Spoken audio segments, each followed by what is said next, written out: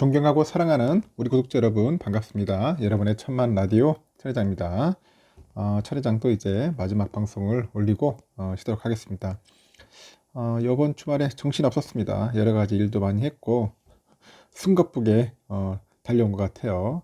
이제 좀 쉬는 것 같습니다. 주말이 쉬는 게 아니었어요. 또 내일도 열심히 또 일을 해야겠죠. 여러분도 마찬가지로 열심히 또 내일 열심히 일을 하려면은 오늘 또 편안하게 또 주무셔야지. 또 씻고 맛있는 것 좀 드시면서 편안하게 이불 속으로 들어가서 꿈도 잘 꾸시길 바랍니다. 뭐 좋은 일들이 이제 하나씩 이제 생겨날 것 같아요. 생겨날 것 같고 그동안 우리 삼성전자가 참 찬밥이었어. 찬밥이었고 주가도 참 지지부진했고 하필이면 여러 가지 악재들 때문에 주가는 계속 내리막 꽂아가지고 제가 행보를 해왔는데 참 힘든 시간을 보내왔는데 저는 이런 생각을 해요. 뭐 당장은 이렇게 막 우리가 원하는 만큼 올라가지는 않겠지만은 그래도 뭔가 꿈틀꿈틀 거리면서 좋은 방향으로 갈 것 같다 생각합니다. 그냥 끈기 있게 가는 거다. 끈기 있게 가면 될 것 같아요. 요즘 뭐 2차 전지 관련돼 가지고 요즘 핫하죠. 근데 핫한데 이게 뭐 계속 2차 전지가 계속 이렇게 말 그대로 슈팅을 할 거냐 그건 아닐 거예요. 근데 수급이 좀 몰려가서 그렇지 이때 수급이 또 돌기 시작하면은 이제는 좀 반도체 쪽으로도 올 수 있지 않겠나 하는 생각이 듭니다. 항상 고점에 물리기보다는 남들 관심 없고 무관심일 때 있지 않습니까? 그리고 막 욕하고 왜 그런 쓰레기 같은 주식을 사냐 비아냥거리고 상당히 좀 음? 냉소적인 시선으로 바라볼 때 그때가 저는 항상 매수의 기회가 아닌가 생각합니다. 그리고 막 불나방처럼 막 활활 타오를 때는 그때는 잠시 좀 탈출을 하든지 차익 실현을 해야 할 때가 아닌가 생각이 들어요. 뭐 장기적인 남북을 투자하면 괜찮지만 그렇지 않다고 하면은 여러분들 그 패턴을 잘 보시고 그 흐름에 맞춰서 투자하는 것도 나쁘지 않다고 봅니다. 투자의 방법, 뭐 정석은 따로 없는 것 같아요. 어차피 주식 투자하는 것은 수익을 남기기 위해서 하는 거니까 여러분들의 그 스타일에 맞게 여러분의 투자 원칙에 맞게 하시면 됩니다. 그렇게 해서 여러분들 차곡차곡 한 단계 한 단계 앞으로 전진하면 좋지 않겠나 하는 생각이 들어요. 내일부터 장 열리죠. 다시 또 열리기 시작할 건데, 하여튼 이번 주 국내 증시는 1, 4분기 이제 실적 발표, 이 발표에 이제 투자자 관심이 좀 집중되지 않겠나 봅니다. 이제 실적 발표 나옵니다. 미국의 은행권을 둘러싼 이 불확실성은 아직까지도 여전합니다. 불확실성 여전하고 있고, 미국의 고용 호조에 연방준비제도 FED의 그 긴축을 유지할지 이런 이목이 쏠립니다. 이목이 쏠린다. 그래서 증시 전문가들은 이번 주 코스피 지수 예상 밴드를 2380에서 2530까지도 제시하더라고요. 일단은 한국거래소에 보면 지난주 코스피 코스닥 모두 2%대 상승률을 나타냈습니다. 미국의 중소형 은행 리스크가 이제 진화되고요. 달러 인덱스가 이제 102달러선을 하회하면서 이제 글로벌 투자자들은 위험 선호 심리가 이제 강화되는 거예요. 나스닥 100 지수도 지난해 12월 28일 저점 대비 벌써 20%나 반등을 했어요. 이제 나름대로 강세장으로 진입하지 않았나 생각이 듭니다. 강세장으로 진입한 것 같다. 국내 증시는 오는 7일이죠. 7일 날 그 삼성전자 잠정 실적 발표를 시작으로 해가지고 본격적인 1, 4분기 실적 시즌이 열립니다. 삼성은 메모리 부분의 실적 악화, 이 실적 악화로 인해서 큰 폭의 이익 감소는 기정사실화됐어요. 삼성전자는 뭔가 이렇게 큰 폭의 그런 실적 하락, 영업이익 충격 이런 게 와야지 주가가 오르더라고. 뭐 영업이익이 좋고 큰 돈 벌었다 하면은 그때 주가 빠지는 거야. 거꾸로 갑니다. 이상하게 삼성전자는. 투자 축소하고 감산을 통해 가지고 메모리 반도체 가격 하락을 막겠다는 회사의 의지를 확인할 수 있다면은 주가는 향후 업황 턴어라운드에 대한 기대감으로 강세를 보일 가능성도 있다. 이제 그렇게 판단들을 하고 있어요. 이 외에도 4월 첫째 주는 관전 포인트가 될 만한 이벤트가 많은 기간인데 한국의 3월 수출입 동향, 그 미국 3월 고용보고서 등이 발표를 앞두고 있고 미국 은행권 위기와 관련해서는 당면한 그 재료가 이제 소강 국면에 들어섰고 그 가운데 위기 확산 여부는 당장 확인하기는 어렵다고 합니다. 따라서 투자자들은 서로 의견을 가지고 논쟁을 벌일 것으로 예상이 되는데 주시장이 뚜렷한 방향성을 보이기는 쉽지 않을 것이라는 분석도 있어요.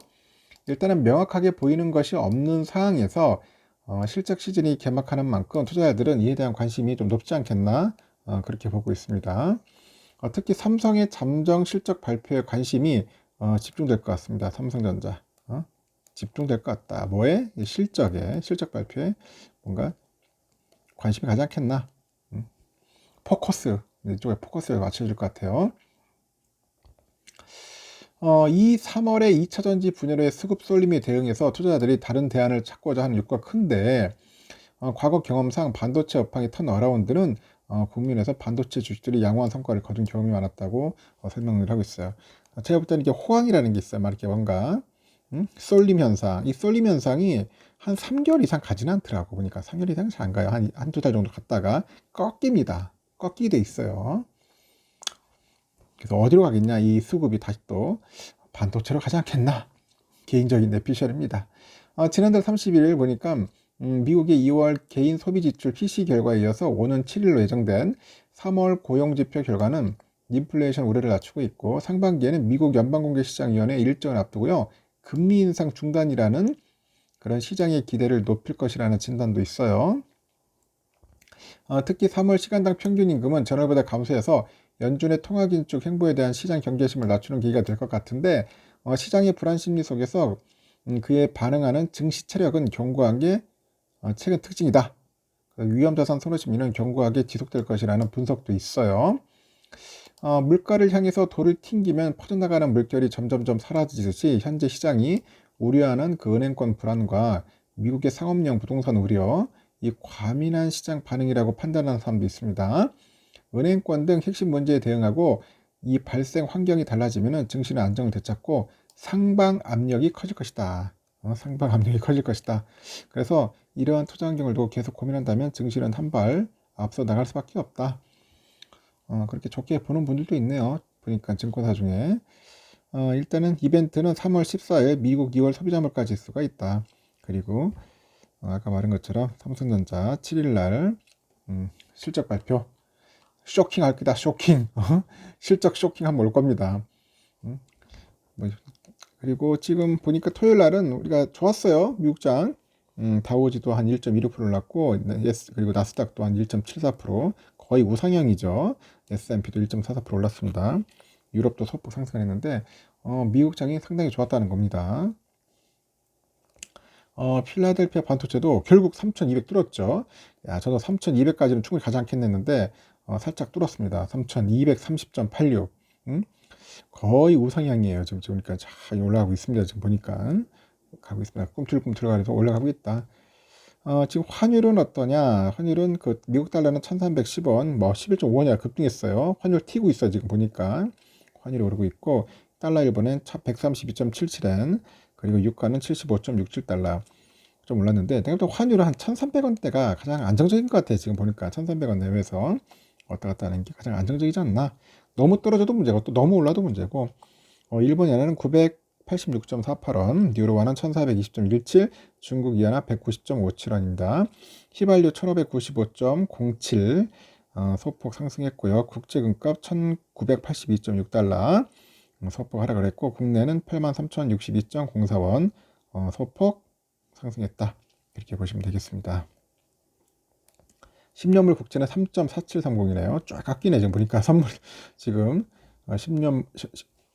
10년물 금리가 좀 안 깎였습니다. 3.5대에서 놀더니 훅 껴가지고 그래서 3.4대로 좀 많이 빠진 것 같고요.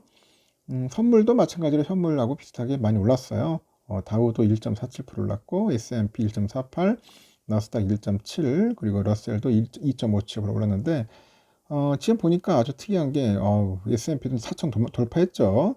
그리고 나스닥도 13,000 돌파했다는 겁니다. 독일도 0.82, 프랑스 0.89, 영국 0.28, 유로 0.87, 이탈리아 0.53. 뭐 유럽도 마찬가지로 좋은 흐름 보여줬습니다. 우리의 삼성전자 비실비실 됐는데 이제는 만만하게 먼저 올라가지 않겠나 봅니다. 내일 한 65,000원 선 정도 한번 기대를 해볼까요? 좀 강한 반등과 슈팅이 한번 나올 것 같습니다. 나쁠 것도 없어. 이제는 한번 올라갈 쯤 되지 않았냐.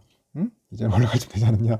1월 27일 날 그때 65,000원 찍었으니까 충분하게 한번 올라갈 수 있을 것 같아요. 제가 볼 때는. 지금 보니까 갭 차이로 인해서 우선주가 상당히 지금 저평가받고 있어. 지금 볼 때는.